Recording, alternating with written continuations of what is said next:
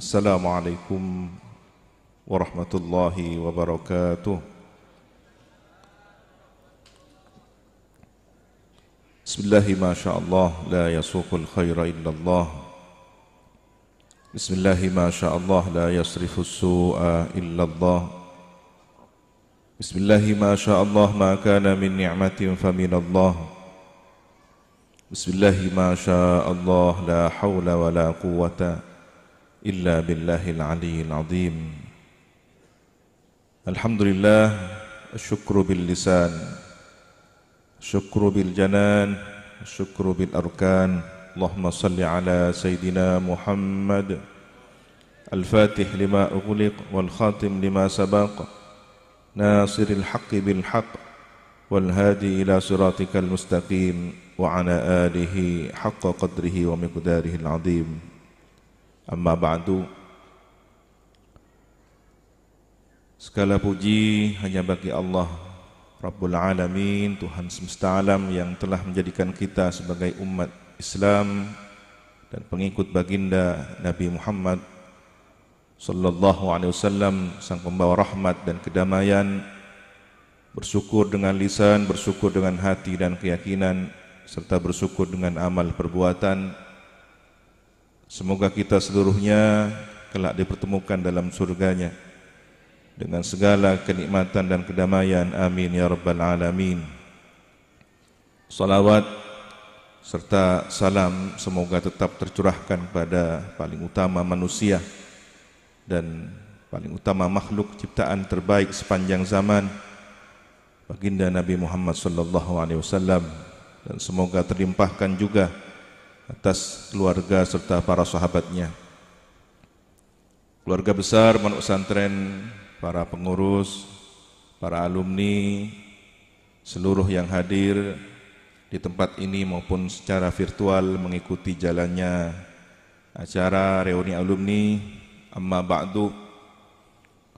Dalam situasi yang serba terbatas ini, kita berkumpul dengan tidak mengurangi rasa kecintaan kita kepada para almarhumin, pendiri, pengasuh, beserta seluruh keluarga besar Pondok Pesantren Salafiyah Syafi'iyah Sukoharjo, dengan satu tujuan mempersembahkan kado hadiah istimewa berupa khatmil Quran, bacaan surah Al-Ikhlas, surah Yasin dan tahlil dalam rangkai munajat, dan doa bersama memohon kepada Allah semoga para almarhumin beserta dzurriyyahnya dan para leluhur kita seluruhnya serta saudara kita kaum muslimin seiman senantiasa mendapatkan tempat yang mulia di sisi Allah Subhanahu wa taala, berkumpul bersama satu barisan di bawah panji Rasulullah sallallahu alaihi wasallam. Amin Allahumma amin.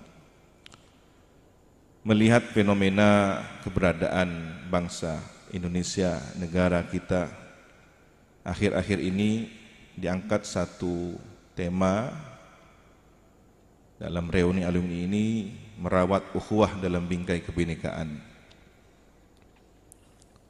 Kita kembali mengenang dan merenungkan fiqhus sirah, bagaimana perjuangan baginda Rasulullah SAW menyebarkan risalah agama Islam telah membawa pengaruh besar bagi peradaban umat manusia. Islam menjadi pembebas bagi manusia yang terjebak dalam jurang kebodohan atau jahiliyah, serta membawanya pada kesetaraan hak dan kewajiban. Islam sebagai pemersatu tatkala banyak terjadi perpecahan dan konflik yang mengatasnamakan kesukuan, qabilah atau qabail. Islam menjadi penerang antara hak dan batil yang mampu membawa kemaslahatan hidup masyarakat dalam berbangsa dan bernegara. Berkat Islam pula lah kaum wanita terangkat menjadi mulia, memiliki hak dan kewajiban setara di hadapan Allah, serta memperoleh kesempatan melakukan peran keibuannya secara terhormat. Kalau kita merenungkan periode Mekah itu fokus secara perjuangan baginda Nabi prioritas menghadapi kejahiliaan. umat yang bodoh tidak mengenal baginda Nabi. Maka kita bisa membaca penentangan itu kebanyakan adalah karena tidak kenal kepada baginda Nabi. Tetapi begitu kenal Nabi, banyak orang masuk Islam. Berbeda dengan yang sudah kenal baik dengan Nabi, Sayyidina Abu Bakar As-Siddiq dan beberapa sahabat utama lainnya, sangat mudah langsung begitu Nabi diangkat sebagai Nabi dan Rasul, menerima dengan sepenuh keimanan karena sudah kenal pada Nabi dengan baik, zahiran wa batinan. Andaikan ada yang mengkufuri Nabi secara penentangan, kufur inad, ya, itu pun di kalangan kafir Quraisy yang berangkat dari kedengkian.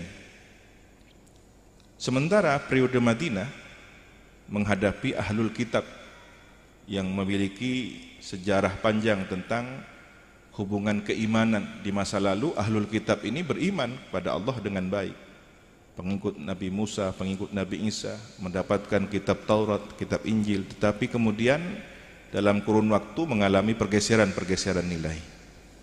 Ini dirawat oleh Nabi, diperkenalkan secara bertahap bahwa Islam itu satu mata rantai sejak Nabi Adam sampai baginda Nabi Muhammad SAW. Ada yang beriman, tetapi masih banyak yang kemudian kufur inad, menentang pada Nabi Muhammad. Pada masa periode Madinah muncullah tugas Nabi menghadapi orang-orang munafik. Ada bibit-bibit kemunafikan yang timbul di dalam tubuh umat. Pura-pura ikut berperang tetapi takut mati. Begitu umat Islam menang, ikut ambil dalam ghanimah harta benda. Bahkan kadang-kadang di tengah perjalanan sedang berjuang, tarik pasukan.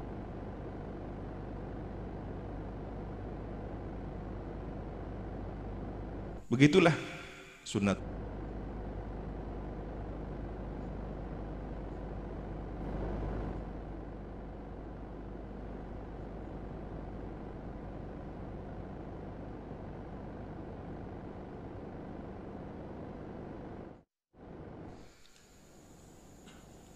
Tetangga sekitar, masyarakat yang tidak kenal kepada sosok Kiai Samsul menganggapnya sosok yang aneh.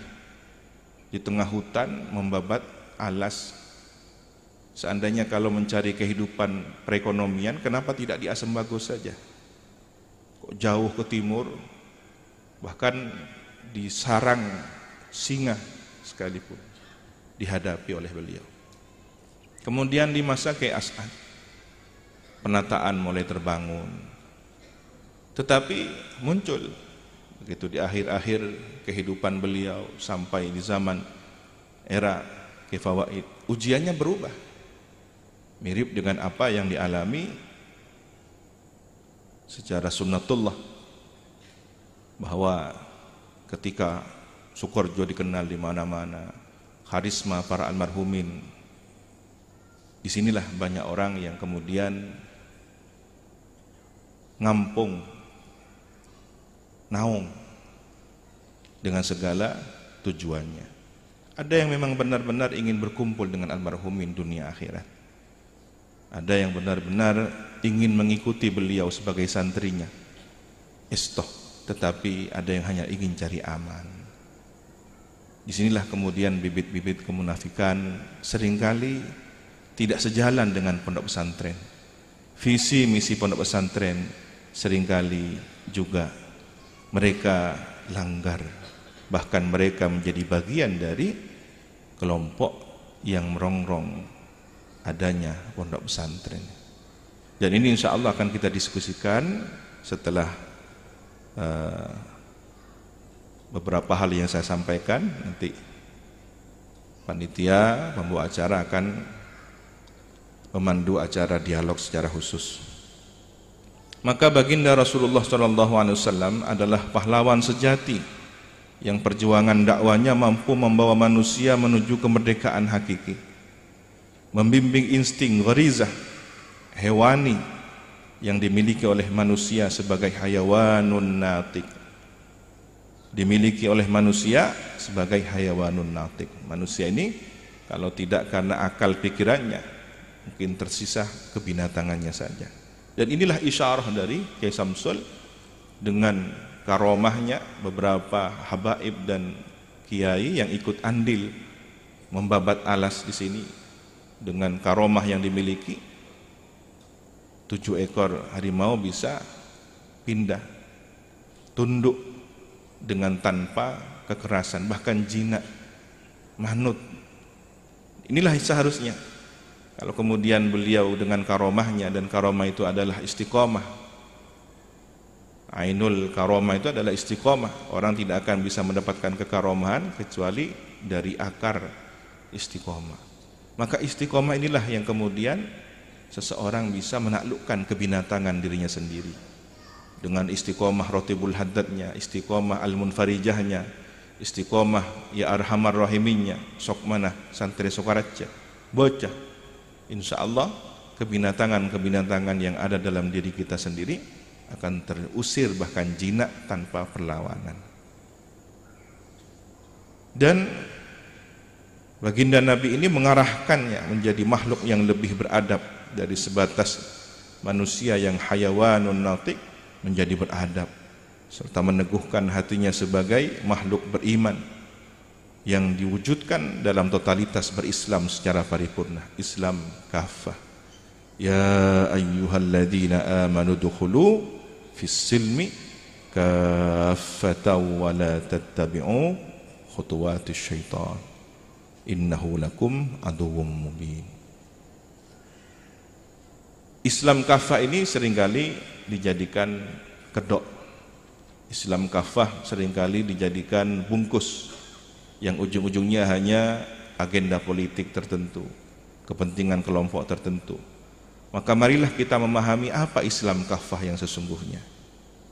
Hai orang-orang yang beriman, masuklah kamu ke dalam Islam secara keseluruhan, dan janganlah kamu turuti langkah-langkah syaitan. Sesungguhnya syaitan itu musuh yang nyata bagimu. Jika merujuk pada beberapa tafsir terhadap ayat di atas, maka kata as-silm, udkhulu fis silmi kafah, yaitu kedamaian. Silmi kedamaian, keselamatan, dan agama Islam. As-silmi ay al-Islam. Imam Ibnu Ashur rahimahullah ta'ala, yang beliau melakukan upaya islamisasi ilmu pengetahuan dan mendapatkan pertentangan dari para ulama yang mempertahankan tradisi salaf, ya, karena mencoba mengislamkan ilmu-ilmu modern, ilmu-ilmu sains teknologi yang berkembang ketika itu, dianggapnya adalah ilmu barat. Ibnu Ashur ini ya mungkin mirip dengan bagaimana Kiai As'ad ketika mendirikan lembaga-lembaga umum, ya, SMA, SMP, SMK dan semacamnya. Banyak para kiai yang menentang, bahkan alumni sepuh menentang kebijakan dan ijtihad beliau. Tetapi hari ini kita bisa merasakan bagaimana islamisasi ilmu pengetahuan itu sangat penting. Bukan kemudian Islam itu terasing, tetapi mengembalikan khazanah keislaman yang direbut oleh barat. Inilah kemudian Ibnu Ashur dalam kitab tafsirnya At-Tahrir wa Tanwir menjelaskan makna as-silmi dengan kedamaian, karena didasarkan pada kesesuaian konteks dengan ayat sebelum dan sesudahnya. Di menurut beliau as-silmi adalah kedamaian. Ya ayyuhalladzina amanu dukhulu fis silmi kafah. Hai orang-orang yang beriman, masuklah kamu ke dalam kedamaian, keselamatan secara penuh. Ketika kata asmi diartikan sebagai kedamaian, keselamatan, maka sesungguhnya ayat tersebut mengisyaratkan bahwa seseorang yang beriman, orang yang beriman hendaklah memasukkan dirinya ke dalam kedamaian, keselamatan. Sikapnya, ucapannya, perilakunya. Seorang mukmin tidak boleh menyakiti dan mengganggu orang lain, memicu pertengkaran, provokasi, permusuhan, atau bahkan peperangan. Peperangan dalam Islam ini yang kita kenal dengan perang Sabil, ya, tidak ubahnya pisau bedah, pisau operasi. Bagaimana seorang dokter ahli bedah menggunakan pisau operasinya yang hanya boleh digunakan dalam situasi dan kondisi tertentu, berbekal kesabaran. Seorang dokter yang profesional ya, dia punya tingkat kesabaran tinggi. Maka dalam Islam perang itu digunakan untuk operasi umat, tubuh umat yang sedang terjangkit virus kekufuran. Jadi yang hanya diperangi orang-orang kafir saja, seperti virus dalam tubuhnya. Bagaimana kemudian para sahabat Nabi dilatih menjadi ahli bedah. Jadi bukan pembunuh yang beringas. Lihat bagaimana Sayyidina Ali ketika akan membunuh musuh sebagai tugas perang sabil. Nabi mendidik Sayyidina Ali sejak kecil. Begitu Sayyidina Ali diludahi, dihentikan, tidak jadi melanjutkan membunuh. Maka musuh ini, orang kafir ini lari tunggang langgang. Ditegur oleh sahabat yang lain, wahai Sayyidina Ali, kenapa lawan musuh kita dibiarkan lari? Dia meludahi saya khawatir kalau membunuh bukan karena Islam, bukan karena perintah jihad, tapi karena tersinggung saya diludahi. Tidak ingin sedikit pun membunuh karena kepentingan pribadi, hanya urusan diludahi. Nah, sementara hari ini numpang Islam hanya gara-gara kelompoknya diludahi, rumahnya diludahi, partainya diludahi, jati dirinya hanya pribadinya diludahi. Ini yang terjadi. Maka jihad yang sebenarnya seperti dicontohkan para as-sabiqun al-awwalun ya jauh dari kenyataan yang kita hadapi. Apa yang kemudian dialami beberapa tahun yang lalu, bagaimana agama menjadi konsumsi politik luar biasa, seolah-olah Habib sudah terbelah menjadi 0102, Kiai 0102. Maka yang perlu kita kagumi dan kita tiru adalah doanya seorang murabbir ruh Kiai Maimun Zubair ya. Beliau diam-diam, tidak banyak orang tahu. Ini Gus Baha kalau cerita besok ya, ternyata dikasih doa, ya Allah pertautkanlah keduanya. Tidak ada yang paham itu ya. Bahkan Gus Baha sendiri suruh baca itu tidak percaya, katanya ini mustahil, ini bagaimana 0102 bisa ketemu, katanya. Sementara sudah mau perang sabil kayaknya, sudah sana takbir sini takbir ya. Tapi apa yang terjadi? Masya Allah, ternyata di tulisan tarikhnya min abdikal fakir Maimun Zubair. Ini yang manti ya, yang mujarrab ini terakhir. Maka saya yakin beliau waliullah, kan ini husnudzon saya, beliau itu waliullah. Nah, kenapa terbukti hari ini? Kan akhirnya angangakap bisa lain. Saya kadung atokar, boh malah akor. Saya tidak tahu oleh apa bisa atau apa kan gitu. Maka agama itu jadi lelucon sekarang. Ini yang sangat mengkhawatirkan. Ara'aital ladzi yukadzibu biddin. Ini yang kita khawatirkan. Maka dibutuhkan kecerdasan. Dan inilah sebenarnya ketika sebagaimana kaum muslimin yang rela berdamai dengan penduduk kaum musyrik Mekah tidak bisa dipahami seluruhnya oleh para sahabat. Setelah Rasulullah mengadakan perjanjian Hudaybiyah, meskipun sebagian besar mereka tidak menyetujuinya, ini strategi Nabi untuk menghasilkan dakwah yang lebih besar lagi. Tetapi apa yang terjadi? Ya, ada beberapa yang bertanya, ini apa? Kenapa kita umat Islam kemudian direndahkan begini? Kita kan Islam tinggi, ya'lu wa la yu'la alaih. Tetapi kemudian Nabi menjawab dengan sangat singkat, bukankah aku adalah Nabi? Artinya apa? Kalau ini sudah perintah Nabi, jangan dibantah. Hudaybiyah laksanakan. Dan inilah yang ternyata menjadi ide, inspirasi, referensi para kiai kita, ulama kita kumpul di Situbondo, di Sukorejo 84 melahirkan penerimaan asas tunggal Pancasila. khitah NU. Hudaybiyah. Nah, sementara lawan perjuangan Nabi adalah orang-orang fanatik keqabilahan. Dari fanatik qabilah ini lahirlah kemudian jahiliyah yang sangat membabi buta. Dari fanatik kesukuan dan kekeluargaan lahirlah kelompok-kelompok, kalau bukan selain Bani golongannya tidak bisa. Bahkan Nabi Muhammad yang Bani Hashim ini ditentang risalah dakwanya bukan karena tidak percaya kepada Islam, bukan tidak percaya kepada Allah Ta'ala, tapi kenapa Nabi Muhammad yang dipilih menjadi Nabi dan Rasul? Kenapa tidak dari keluarganya, tidak dari golongannya, dari kelompoknya? Ini sebenarnya yang kemudian disebutkan kufur inad. Lahirlah Musailimah Al-Kadzdzab, begitu oleh pengikutnya dijadikan Nabi ya. Ini pengikutnya tahu memang yang benar itu Muhammad bin Abdullah. Kalau dari dakwah yang diajarkan indah kebenaran, tapi saya ikut ini Musailimah Al-Kadzdzab karena ini adalah qabilah saya. Inilah yang kemudian jahil murakkab ya. Ketika dia sudah tahu tapi pura-pura tidak tahu dan menentang.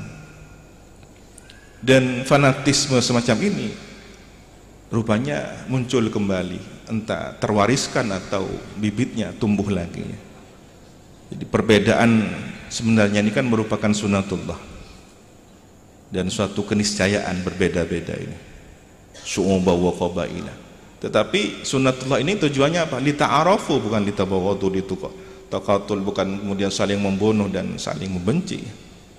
Namun fanatik buta terhadap suatu pendapat, fanatik buta terhadap madhab, fanatik buta ketokohan dan golongan tertentu, inilah justru akan menjauhkan kaum muslimin dari ajaran Islam sesungguhnya, menggeser dari nilai Islam sesungguhnya ya, menjunjung tingginya nilai moralitas kemanusiaan, baik hubungannya dengan Allah antar sama maupun lingkungannya. Saya senang, bangga, alhamdulillah ketika Basnas, alhamdulillah dari 5 orang ada 2, sekarang dari 5 orang sudah 3. Keng kobater takut uncuk bendera ikhlas lebih kan gitu. Akhirnya yang dikasih meskipun tidak fakir miskin kan begitu. Na'udzubillah min dzalik. Ini harus jujur, objektif, Hayat ya, Ustaz Herman ya, Ustaz Lukman ya, harus adil panjenengan semua ini. Dekiknya deh boleh nanti kan gitu.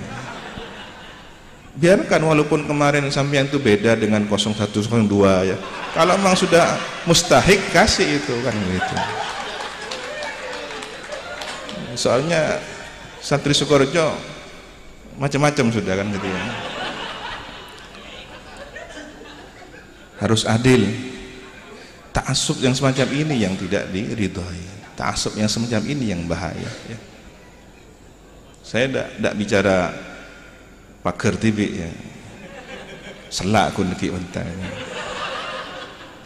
Maka orang yang tertimpa fanatik buta, ta'assub ini dikhawatirkan akan tergelincir pada jurang kesesatan dan jauh dari menemukan jalan kebenaran ya.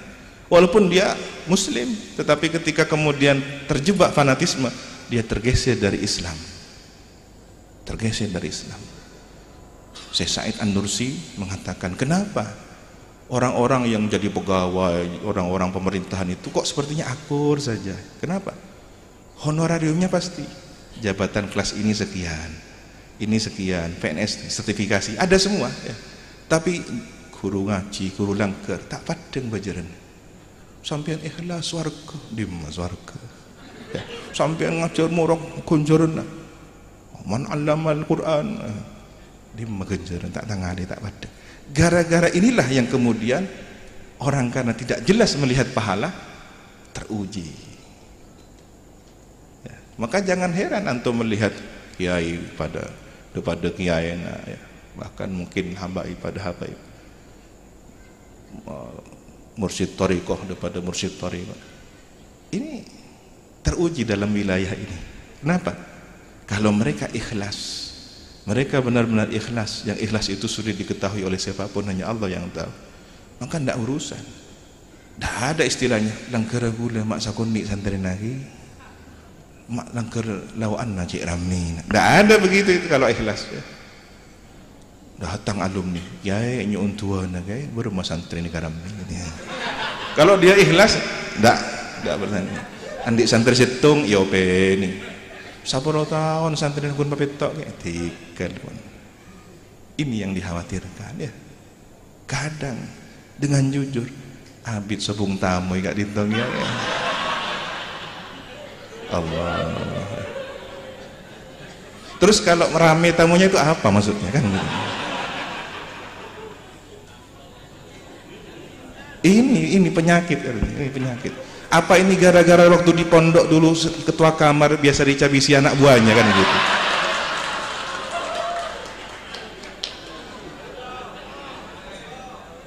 Jong, ketua Jong.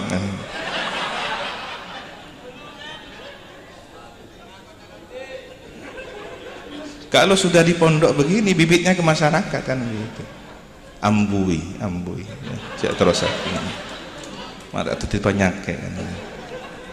Kalau dia jadi kiai yang amplopan, jadi manajer, jadi apa, semuanya sekarang kan negeri amplop katanya Gus Mus ini, semuanya serba amplop. Ya. Perkara ejabi sih, tarema, coba nangis, bahan ngajar ikhlas, mau beri barokah atau babisar, tarema, kangku ya buat tibina ben keluarga. Tapi cek beli ngajar kangku narema bisyarah, narema honor. Yang ada syukuri, gunakan untuk hal yang terbaik. Ya akhirnya gara-gara penyakit sertifikasi, talangan-talangan semua sudah, kulkas talangan, sofa talangan, sepeda motor talangan. Kenapa? Nunggu sertifikasi. Di pada jahiliyahnya berhala Lata, Uzza dan Manat itu sudah tidak ada, sekarang ada berhala sertifikasi ya. Saya khawatir ada berhala Basnas kan gitu. Ini yang jahiliyah modern yang perlu kita khawatirkan ya.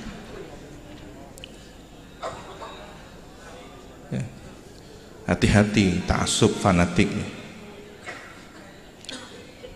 Kemarin sudah saya jelaskan bahwa tubuh umat ini ada kepalanya, ada rohnya, ada otaknya, ada hatinya.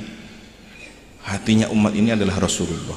Maka kalau kita ingin rohnya umat ini adalah Rasulullah. Kalau kita ingin punya roh ya, agar tidak menjadi jasad tanpa roh, alias alias betang ya, mun jasad tidak roh dengan betang. Agar kita tidak bangkai, kita tidak dikatakan bangkai, maka kita ini harus punya roh sambungan dengan Kanjeng Nabi. Sebaliknya kalau hanya roh saja tanpa jasad kan gitu, ini harus seimbang, harus ada hubungan yang baik. Nah lalu otaknya apa? Al-ulama, al-mufakkirun, ini para pemikir-pemikir kita, ini otaknya umat. Nah kalau otaknya sudah tidak waras, otaknya sudah terkontaminasi isme-isme, liberalisme, kapitalisme, semua masuk ke dalam otaknya, mau jadi apa umat ini? Ya. Ulama-ulama liberal, mau jadi apa negara ini? Mau jadi apa bangsa ini? Jangan sampai. Kemudian jantungnya umat ini siapa? Ahlul Bait. Hari ini kita menyaksikan bagaimana Ahlul Bait dicaci maki, Ahlul Bait diseret-seret, Ahlul Bait dijadikan segala kepentingannya. Jangan santri syukur saja sampai nyali habaib. Padeng gini ka tak bisa aja ke lesan tinggal darah daging Kanjeng Nabi ya. Urusan beliau begitu sudah tahu semua gitu. Kekurangannya ditutup. Kalau kita ini punya guru, punya zuriyahnya guru, gimana? Padeng henap tidak apa dua kisalamat. Nah, ini keturunannya Rasulullah, dua kisalamat cak noroknya halai. Jangan sampai mata abalika Arab baik. Jangan, itu mencibir kan. doakan selamat, doakan baik, doakan hidayah, agar nggak kembali kepada kita, kan gitu. Apalah masalah anda tak datang begitu, misalkan bahasa begitu. Anda jangan ikut begitu, jangan nyinyir begitu, santri syukurnya jangan begitu. Hati-hati dengan ta'assub ya. Ini penyakit hati yang harus dihindari. Rasulullah bersabda, "Laisa minna man da'a ila asabiyyah, wa laisa minna man qatala ala asabiyyah, wa laisa minna man mata ala asabiyyah." Bukan termasuk golongan kami orang yang mengajak kepada fanatisme golongan, dan bukan termasuk golongan kami orang yang berperang karena fanatik golongan, dan bukan termasuk golongan kami orang yang mati karena fanatik golongan. Ini yang terjadi sekarang. Tak bentak tanian tibi takut kehidupan. Di para mujtahid imam madhab ini sekalipun ya, tidak pernah mengajarkan fanatik buta ya, terhadap pendapat pribadi yang bersifat ijtihadi, karena faham saya ini ijtihad, mencoba menemukan apa yang ada dalam isyarah Al-Quran, an-nusus ya. Ya. Ini yang sekarang nyaris jauh dari usul fikih yang diajarkan para ulama fuqaha kita, tahqiqul mana, tanqihul mana dan semacam. Mereka pakai logika asal-asalan saja, gatut mantuk istilahnya, pokok dah tepak ya. Kalau para imam mujtahid tahu dirinya, siapa dirinya, sebagaimana dawuhnya Imam Malik bin Anas ya, innama ana basyar, saya ini manusia, ukhti wa usib, bisa benar bisa salah. Fanduru fi ra'yi, perhatikan pendapat saya. Fa kullu ma wafaqal kitab was sunnah fakhudhu. Kalau pendapat saya sesuai dengan Al-Qur'an, hadis, ikuti pendapat saya yang sesuai dengan Quran dan hadis. Wa kullu ma lam yuwafiq al-kitab was sunnah fatruku. Kalau tidak sesuai dengan keduanya, tinggalkan pendapat saya. Sekarang kan enggak. Ini kan debu nih. Torok nih. Ini sesuai enggak dengan dawuhnya Al-Quran dan Al-Sunnah, kan gitu. Imam Syafi'i imamun, kenapa Salafiyah Syafi'iyah? Supaya santri Sukorejo tidak keluar dari Syafi'iyahnya, kan begitu. Idza wajadtum fi kitabi khilafa sunnati Rasulillah faqulu bi sunnati Rasulillah wa da'u ma qultu. Kalau kalian temukan dalam kitab karya tulis saya yang menyalahi sunnah ajaran Rasulullah, maka ambillah pendapat sesuai dengan sunnah ajaran Rasulullah, tinggalkan apa yang saya katakan. Dalam riwayat yang lain, fattabi'uha wa la taltafitu ila qawli ahad. Ambillah yang sesuai dengan ajaran Rasulullah, jangan pedulikan orang.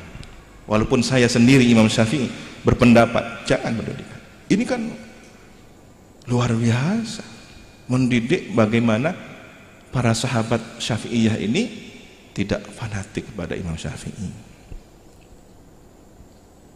Guru kita Abu Sayyid Muhammad Al-Maliki juga sangat tidak suka dengan sikap ta'assub, fanatik dan pemikiran yang kaku. Beliau mengatakan, akrahu ta'assub wal muta'assibin wat tashaddud wal mutasyaddidin. Aku benci terhadap sikap fanatik dan fanatisme, dan aku juga benci terhadap kekerasan dan pelakunya. Iyyakum wat tajammud al-fikri minal madhahibil haddamah. Waspadalah terhadap pemikiran jumud, pemikiran kaku dari madhab-madhab perusak. Dalam konteks keindonesiaan, negara bineka yang terdiri dari berbagai suku, ras, agama, dan golongan, ini tidak dapat dihindari adanya sikap fanatik terhadap perbedaan-perbedaan yang ada. Fanatisme buta seringkali menjadi penyebab terjadinya perpecahan ya, dan konflik antar sama, baik vertikal maupun bahkan horizontal. Merasa paling benar dan menutup diri dari kebenaran yang sesungguhnya. Ada benar, ada kebenaran ya. Seperti ceritanya orang buta 4 orang mendefinisikan gajah, yang satunya megang kaki. Cari yang buta soro ajawab dak remah kejo bunter aja. Cari yang saya tekuk sokona. Situ ngadekuk apa? Tolale. Lancong aliuk-liuk kocok. Situ ngadekuk kope lebar. Apakah ini salah? Benar, tapi benar dalam perspektif. Kebenarannya belum. Ketika semua orang buta ini kemudian disimpulkan seperti apa gajah? Kebenaran inilah yang kemudian mengumpulkan benar-benar yang tadi secara parsial. Maka kalau orang paham dengan ilmunya orang buta ditanya tentang gajah, nangan tak patah muncaan kula ni kasih tepat. Tancaan kula ni kasih tepat. Kimu temu deki. Ya, man.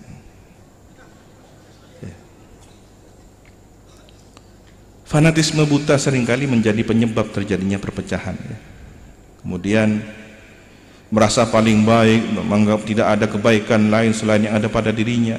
Maka para founding father, bapak bangsa, telah menetapkan satu kemboyan, ya, dalam berbangsa, bernegara, bineka, tunggal ika, berbeda-beda tapi tetap satu jua. Hadratus Syekh Haji Hasyim Asy'ari dalam mauidhahnya yang pernah disampaikan waktu muktamar NU ke-11 di Banjarmasin tahun 35, ya, 1935, beliau berpesan agar umat Islam meninggalkan sikap ta'assub dalam hal-hal yang bersifat furu'iyah, apalagi sampai menimbulkan perselisihan dan kedengkian. Masih banyak praktek kemungkaran yang telah disepakati keharamannya oleh para ulama justru terabaikan dan terbiarkan oleh sebab perdebatan furu'iyah yang tiada berkesudahan. Ini terjadi. Kita sedang ingin mengurusi orang sholat, matepak fajeng orang banyak kita fajeng, panglo kan gitu. Pon amo seorang tak asuk malarat. Kemudian masih banyak praktik kemungkaran yang lebih fokus pada kita. Fokus kita pikirkan. Ini terabaikan. Marilah kembali kepada kitab Allah, beramal menurut sunnah Rasulullah, meneladani jejak salafun salih agar memperoleh kemenangan sejati, perbaiki hubungan dan saling tolong menolong dalam kebajikan dan ketakwaan.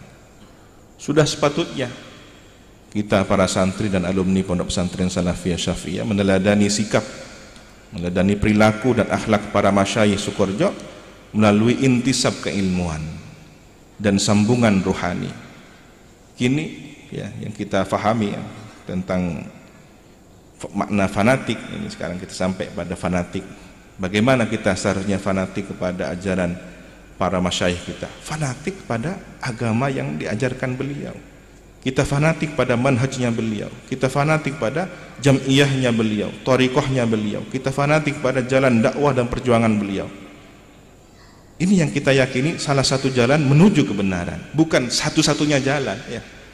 Banyak pesantren lain, banyak thariqah lain, tapi yang sudah dicontohkan oleh masyayikh kita, ini adalah salah satu dari sekian banyak jalan kebenaran. Jangan menutup diri. Oh, sobong NU nih kah, swarga ikan di NU. Mereka pelik. Ada saudara kita Nahdlatul Wathon, Tuan Guru Abdul Majid Zainuddin, satu seperguruan dengan Kiai. Nanti kan tersinggung. Kemudian yang di luar negeri sana yang tidak kenal NU, mereka juga berislam, berahlus sunnah wal jamaah, bertasawuf, ya, ikut Imam Ghazali, ikut Imam Syafi'i, tapi karena tidak kenal dengan NU,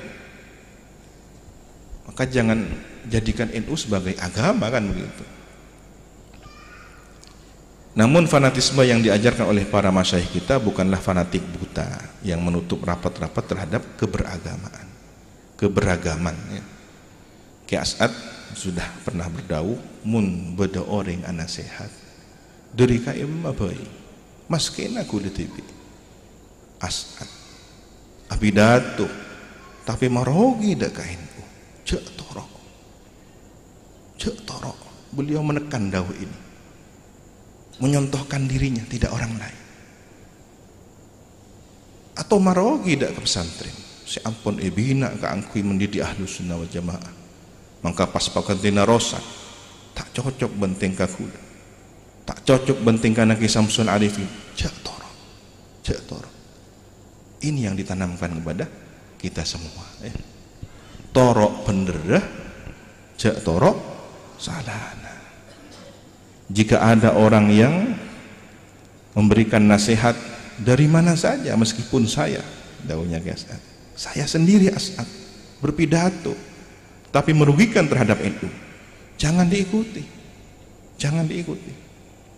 Subhanallah. Ini sudah diajarkan oleh guru kita. Fanatisme buta itu tidak disenangi oleh beliau. Atau merugikan pesantren yang sudah dibangun untuk mendidik Ahlus Sunnah wal Jamaah, kemudian penggantinya rusak, tidak cocok dengan perilaku saya, tidak cocok dengan perilaku Kiai Samsul Arifin. Jangan diikuti. Jangan diikuti. Ikuti benarnya, jangan ikuti salahnya. Ini prinsip kita. Santri Sukoharjo, para alumni, ini adalah prinsip kita. Jadi fanatisme yang harus terbangun, ikuti benarnya, jangan ikuti salahnya. Sikap fanatik harus pula diimbangi dengan semangat toleransi, tasamuh dalam ikatan ukhuwah, baik ukhuwah basyariyah, insaniyah, ukhuwah islamiyah, ukhuwah wataniyah. Walaupun istilah ini pada wilayah ijtihad ya. Maka fanatisme agama yang sesungguhnya adalah senantiasa menjalankan segala hal yang diwajibkan oleh Allah. Ini fanatisme ya.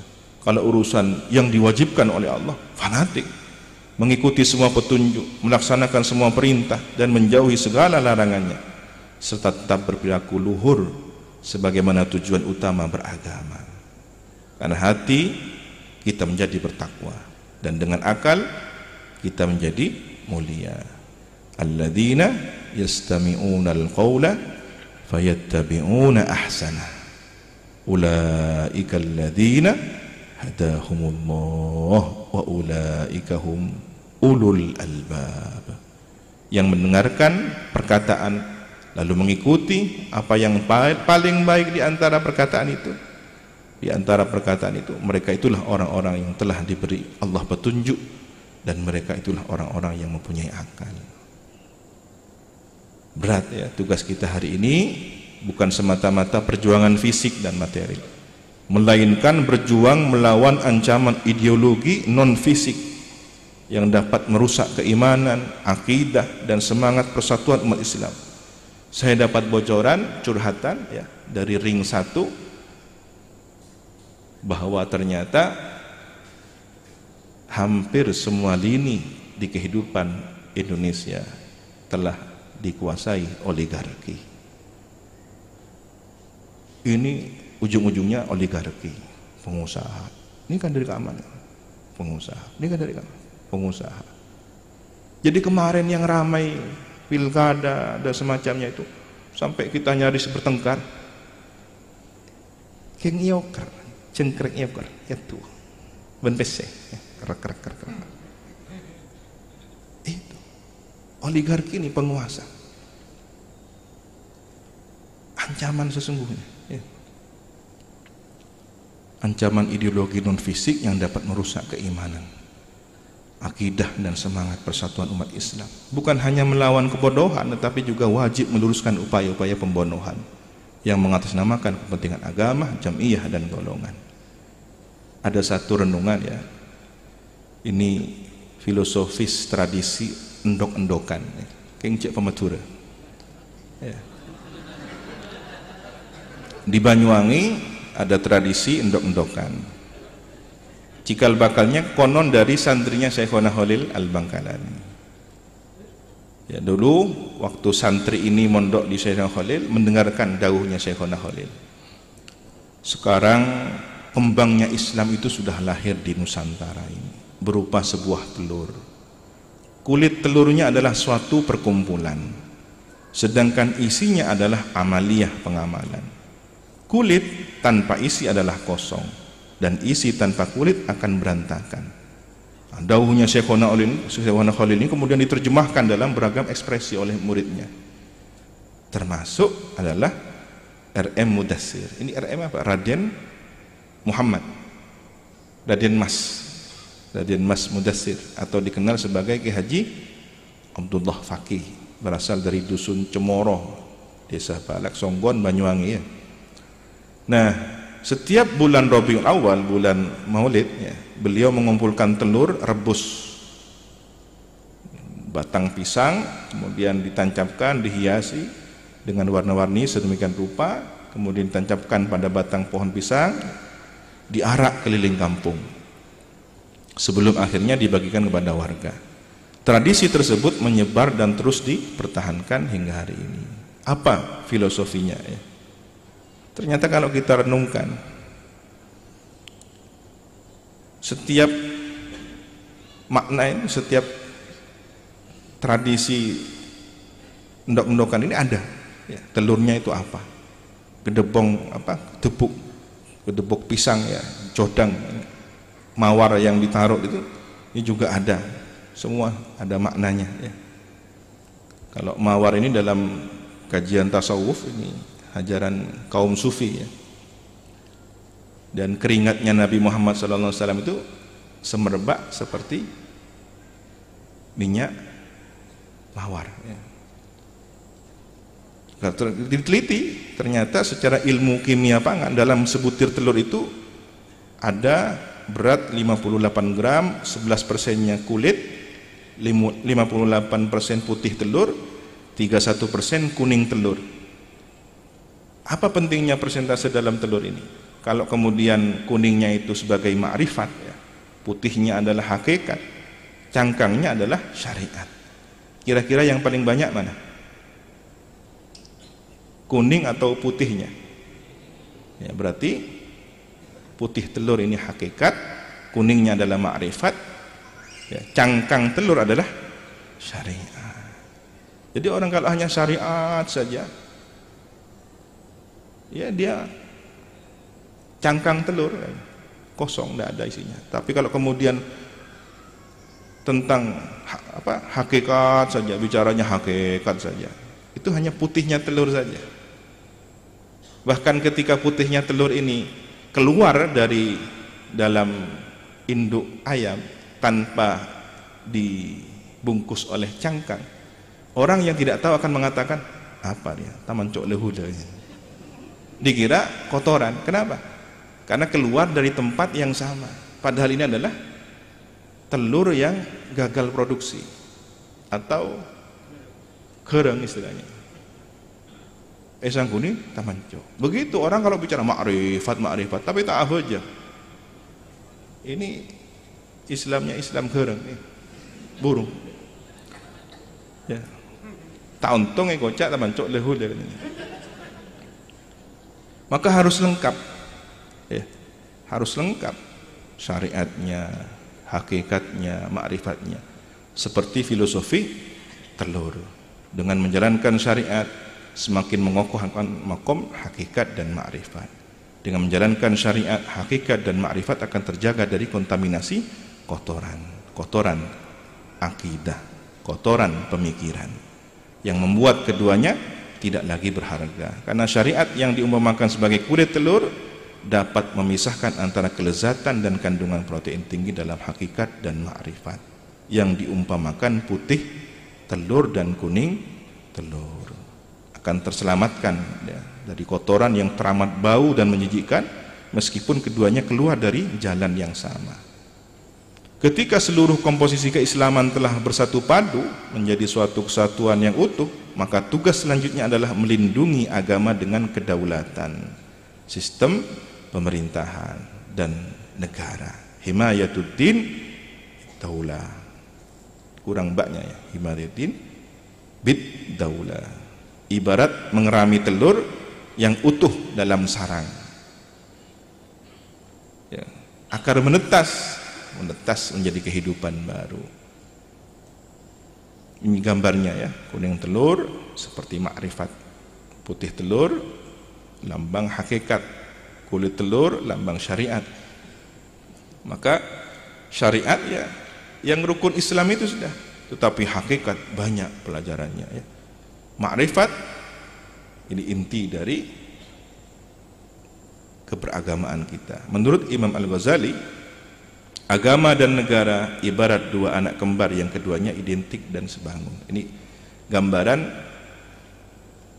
telur yang harus dirami di sarangnya, petarangannya agar menetas.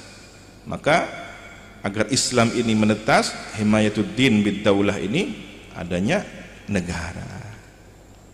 Itulah mengapa kemudian baginda Nabi Muhammad SAW setelah membangun peradaban Islam, akidah yang kokoh, tauhid yang kuat, hijrah dari Mekah ke Madinah, membuat peradaban Madinah.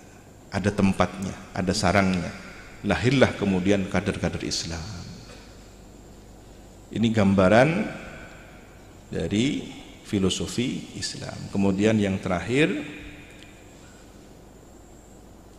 udkhulu fis silmi kafah wa la tattabi'u khutuwatis syaitan.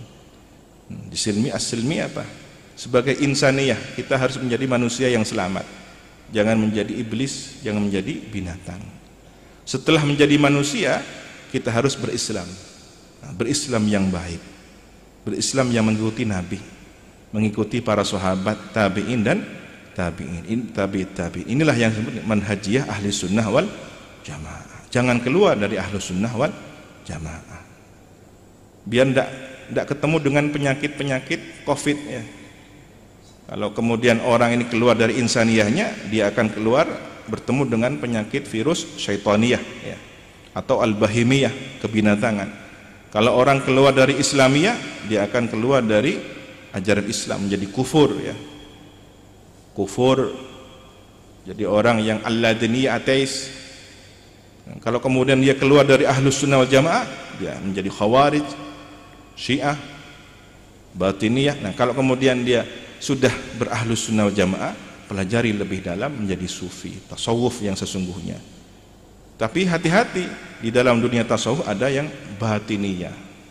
Yang tadi itu ya, telurnya tidak ada cangkangnya itu. Belajar hakikat saja, tapi tidak ada syariatnya. Ini mutasawwifah, pura-pura tasawuf. Kalau bicara masalah tasawuf, tingkat tinggi, tapi syariatnya tidak dijalankan dengan baik. Nah, di bawahnya ahlus sunnah wal jamaah dan sufiyah ini, kita harus mengokohkan jam'iyah. Jam'iyah yang kemudian dipilih oleh guru kita adalah Nahdlatul Ulama, karena beliau adalah mediator.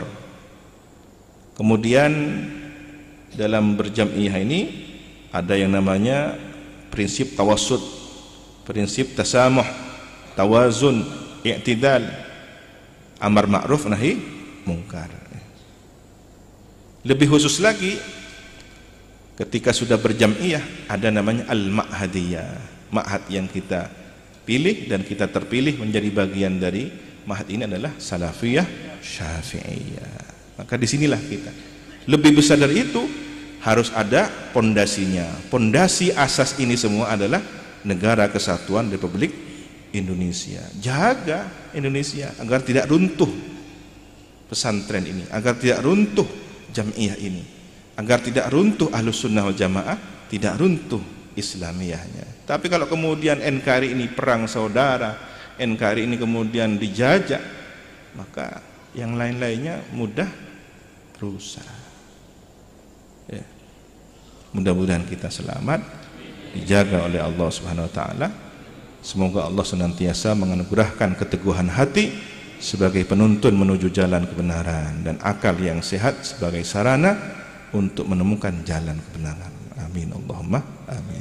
Waffaqanallah wa iyyakum lima yuhibbuhu wa yardah wa ma taufiqi illa billah alaihi tawakkaltu wa ilaihi unib. Wa sallallahu ala sayyidina Muhammadin wa ala alihi wa sahbihi wasallam. Ihdinas siratal mustaqim. Wassalamu alaikum warahmatullahi wabarakatuh.